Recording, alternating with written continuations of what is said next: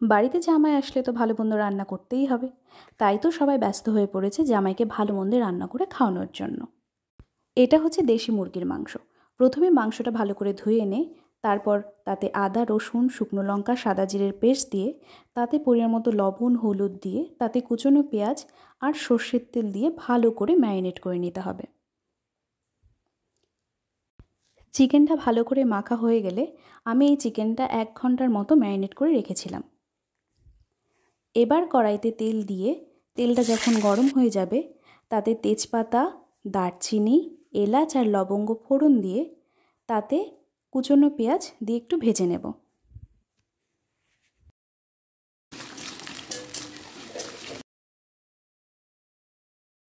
পেঁয়াজগুলো যখন ভাজা ভাজা হয়ে যাবে তাতে ম্যারিনেট করা চিকেনগুলো দিয়ে দেব, দিয়ে একটু ভালো করে কষিয়ে নেব।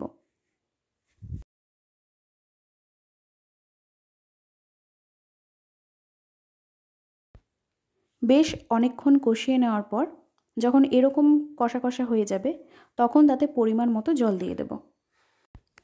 দেশি মুরগি তো সেদ্ধ হতে একটু সময় লাগে, তাই গ্যাসটা লো ফ্লেমে দিয়ে ঢেকে রাখবো কিছুক্ষণের জন্য। আর আমি আগে থাকতেই আলু ভেজে রেখেছিলাম, আর সেই আলুগুলো দিয়ে এবার কিছুক্ষণ লো ফ্লেমে রাখলেই আলুগুলো সেদ্ধ হয়ে যাবে আর চিকেনও সেদ্ধ হয়ে যাবে একসাথেই দুটো।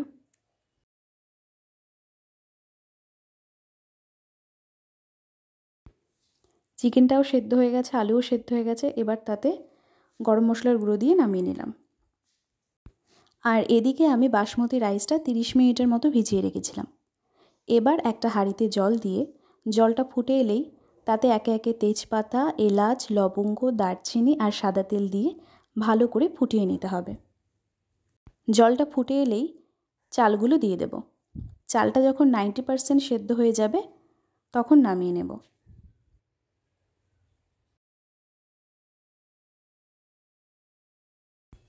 চালটা 90% সেদ্ধ হয়ে গেছে, এবার নামিয়ে নেব। আর এদিকে বিনস, গাজর, ক্যাপসিকাম কেটে নেব। এবার কড়াইতে ঘি দিয়ে তাতে প্রথমে কাজুগুলো ভেজে নেব। কাজুগুলো যখন একটু ভাজা ভাজা হয়ে যাবে তখন তাতে কিশমিশগুলো দিয়ে একটু ভেজে নেব।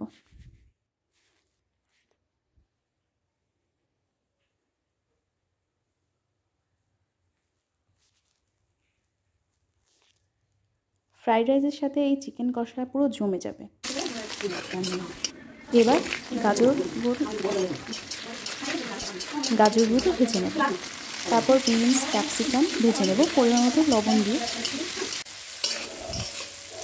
বিনস আর ক্যাপসিকামও ভাজা হয়ে গেছে। এবার কড়াইতে তেল দিয়ে তাতে এলাচ, দারচিনি ফোড়ন দিয়ে তাতে এবার ভাতগুলো দিয়ে ভাজা গাজর, বিনস, ক্যাপসিকাম পরিমাণ মতো লবণ আর চিনি দিয়ে ভালো করে মিক্সড করে নিতে হবে।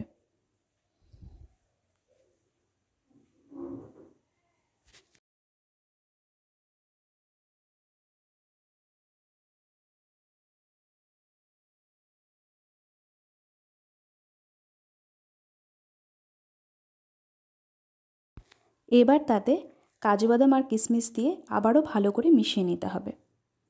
যখন সব কিছু ভালোভাবে মিক্সড হয়ে যাবে একসাথে তখন উপর দিয়ে গোলমরিচের গুঁড়ো আর একটু গোলাপ জল দিয়ে মিক্সড করে নিলেই তৈরি হয়ে যাবে ফ্রাইড রাইস।